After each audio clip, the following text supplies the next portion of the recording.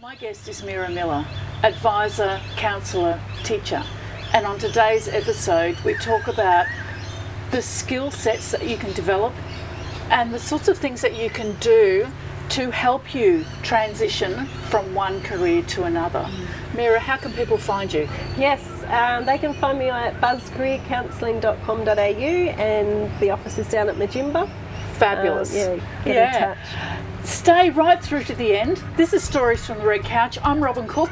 I know you'll love it.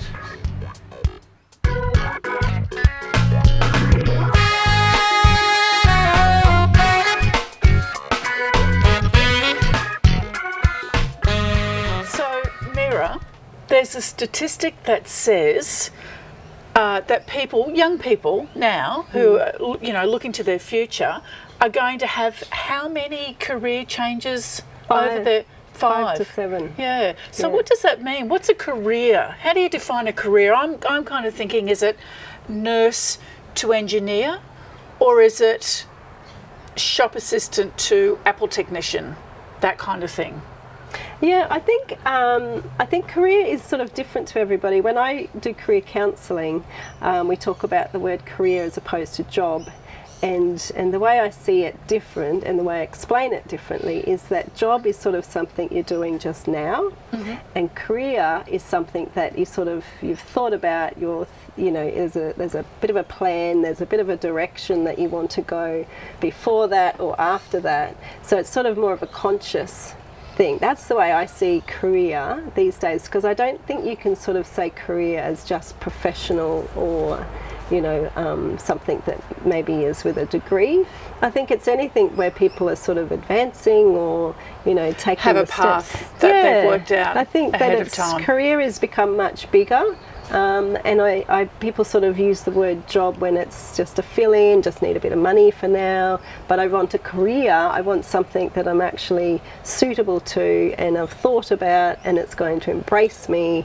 I think that's the difference these days. And give you something that's larger than yourself, perhaps. Yeah, they sort of feel a bit more fulfillment. I think quite often people in a job are not feeling that sort of content. It's like nice. I'm looking for something else. Yeah, that's I how I see it these days. I think that's changed from what it used to be. For sure, because career used to be professional. It was, wasn't it? Yeah. And I know that you've had a change in career, and I've had a change in career. Yeah. How did that feel for you when you went? You were a teacher. I was a teacher for 15 years. Yeah, that's a fair amount of time. It is, isn't it? Do you want the story around that? If you want to share the story, I'd love the story. There's a story, as usually there is with a career change. So I was teaching, and I got pregnant, and I got a disability, a physical disability. So the chance for me to go back and start, full-time teaching again just wasn't going to happen. It's too stressful. It's on your feet all day, and this is something that affects my feet. So I took some time off and thought, okay, what else? What am I going to do? I freaked out, and I had sort of 2 years off, and it was like in that 2 year time I had to find something else. I did a million courses.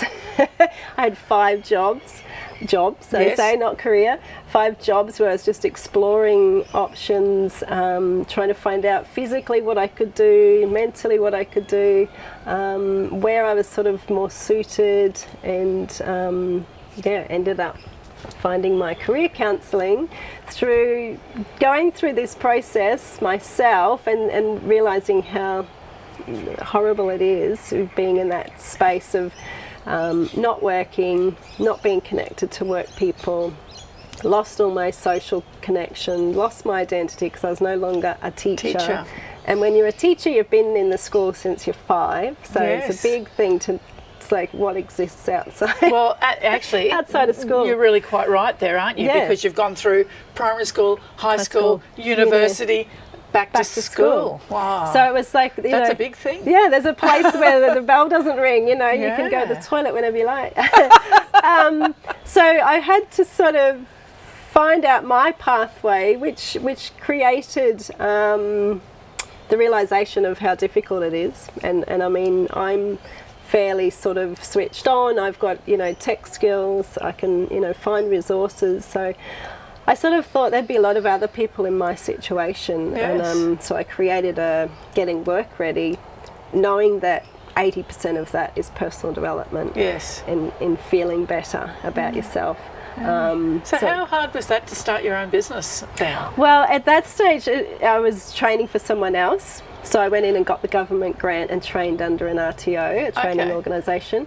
And now I'm in my own business. So that was kind of a stepping stone for me. I was underneath, someone else's sort of space. Yes. And then I sort of thought, yeah, this is what I love doing. I love helping people get from the couch.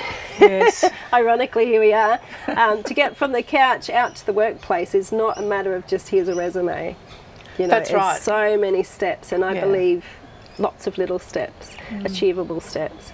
And so I realised that's what I wanted to do. So then I went and studied career development, and then started my own business. Yeah. So and so when people are coming to you and saying, "Oh, I don't know what I'm going to do," what would be the first piece of advice you give them? If they're coming to me for career counselling, I usually start from the beginning. I think part of my role is people come and they're very chaotic. Yes. They might have a million ideas floating around.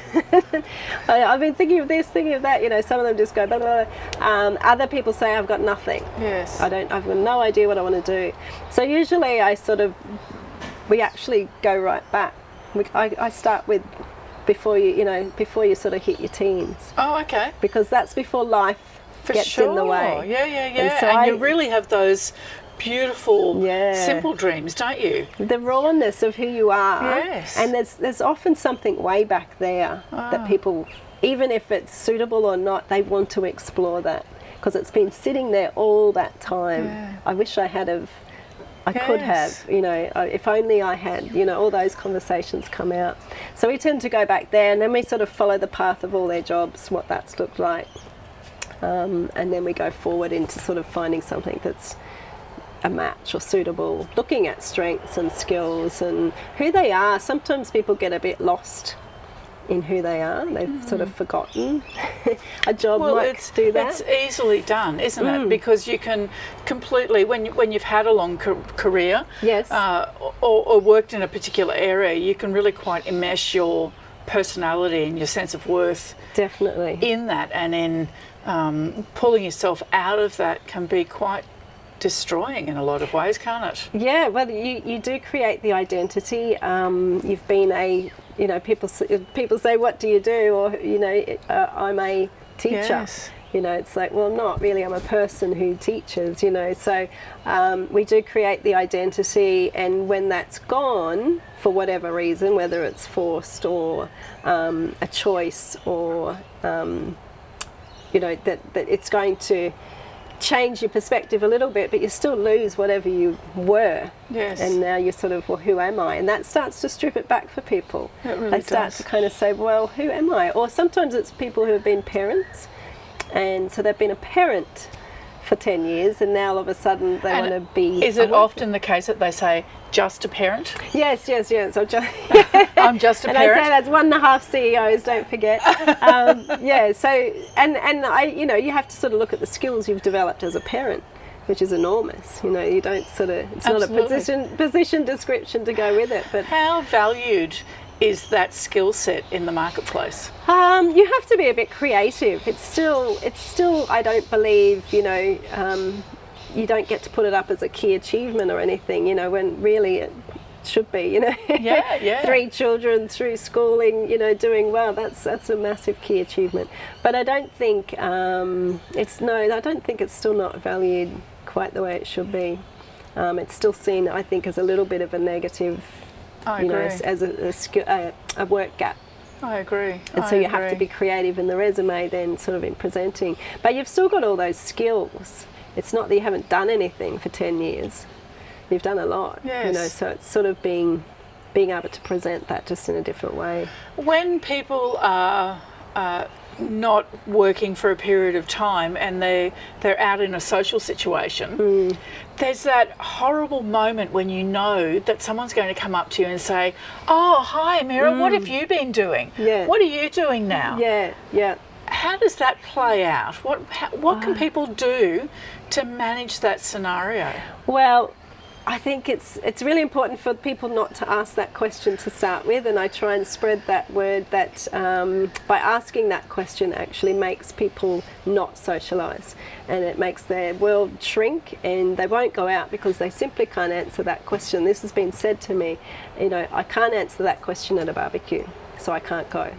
And that's just devastating, to think that one question is going to stop We should people. be a bit more imaginative Yes. about it. Yes. Really, as the person asking, Yes. surely there's something else we can start a conversation with other than, "Hi, what do you do?" So what sort of examples have you got? I mean, I try and sort of show people that it's really just an engaging conversation Yes. in a social setting, or it's perhaps wanting a little bit of insight as to who you are, what do you do, what do you think, what are your beliefs, all those sorts of things. So I sort of prep the person in answering by saying, what do you do, rather than thinking that might be linked to work, because it may or may not.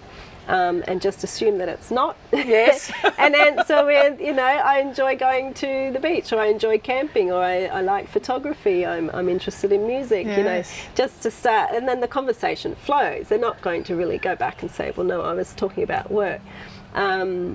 But for the person asking, really just, what are your interests? What are your hobbies? Do you play any sport, or what do you do on the weekends? Maybe that's indicative of how large work is in our lives. If we can't think of anything to ask outside of that, True.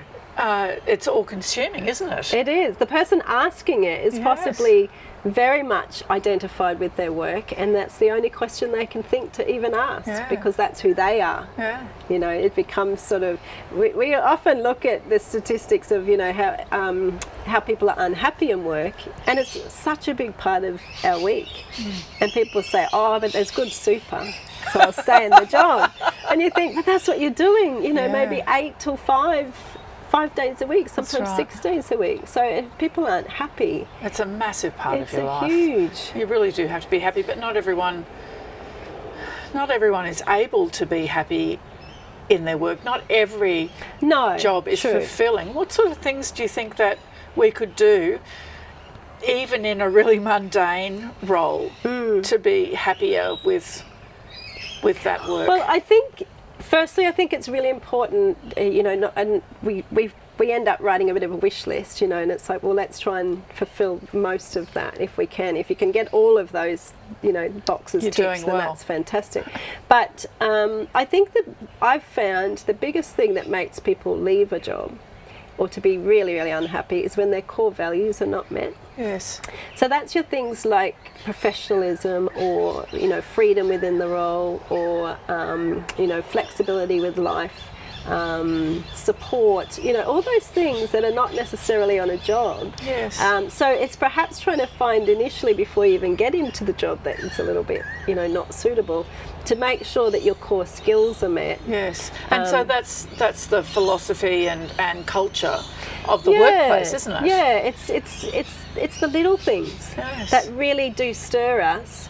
Because quite often when I go through the, what have you done since you were 15 sort of thing, and they start telling me all these jobs, and I pull out, what they liked, what they didn't like, and perhaps the biggest thing is what influenced them into it or out of it.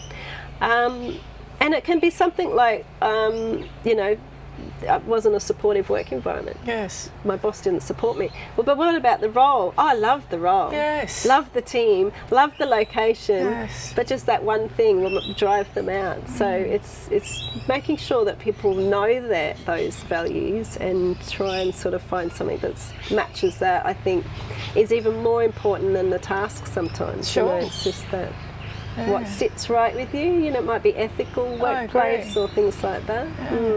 How about the idea of education? So education is massively important, of course, but do you come across the situation very often where someone says, "Oh, well, I just need to go and get this other course under my belt, or I'll just, oh no, I'll just duck off and do a degree in this, or I just need a Cert 4 in. Does that happen? Is that like a lot. Yeah. It happens a lot. A diversional tactic, perhaps? Definitely. Also a bit of a fear base that Yes. I need. You know, we're in a world of certificates, Yes. sadly. Yes. I think, and I think there's a place for education, but there's also a place for online, in the job learning. But yeah, sometimes people will use it as, once I've got that Cert 4, then I'll be right. And sometimes that's true. Sometimes they need to just immerse themselves into that topic and they feel more confident. They might have the skills, but then they feel more confident, and that's important, going forward. But it can be a bit of a diversion. Yeah, volunteering could be, act in the same way, couldn't it? Well, yeah, I'm a big push for volunteering because I've seen people stuck, and I think to go from being stuck to working full time is just not possible. I don't believe it's possible for a lot of people, and I think that just creates barriers and they can't get past it then. So volunteering, I really push volunteering in that you can get, a recent referee. If you haven't worked for 10 years, you can get some skill development. Like, I make sure people are getting something out of it. For sure. So it might be, I say, you might have some software that you're not aware of. So instead of going to learn it, go for volunteering and do it and get the skill. But it's not something that you stay in forever. I think people get a bit stuck there, they get comfortable, and then they don't step out. I see it as a stepping stone, and it's a brilliant stepping stone. But then you've got to have that confidence to then jump up to that next step of actually working after the volunteering. Yeah, but it's really powerful. It's for self-esteem, self-confidence, getting dressed, getting up, turning up, and then people praising and thanking you. Like, it's just a feel good. I know. Well, I've had that experience in my life too, of volunteering as a way of moving into something that I'd never done before. Yeah, that's brilliant. So if you're changing industries or careers, then it's a fantastic way of just getting that insight. No pressure. Yeah. Everyone loves you. You're turning up for free. That's great. I really... What wants to go wrong with that? It's fabulous. That's right. So people say, I'm not going to do it because I won't get paid. And I think, job, as we know, working is not all about pay. It's about feeling good. If you can go into an interview for a paid job feeling good, you've got far more chance of being successful than going from the couch, feeling awkward and uncomfortable, not ready for work. I think it's a good step. Fantastic. Highly recommend it. Well, I think we could probably talk for another several hours, Meera. We could. But we're not going to. Maybe another time we can come back and just pick up on some specifics. Yep. That would be really cool. All right. Thank you for joining me. Thanks for watching. My guest today was Meera Miller, and where can people find you? Buzz Career Counselling is the business I have, and I'm located in Majimba. Fantastic. Yep. Thank you for watching. We'll see you next week.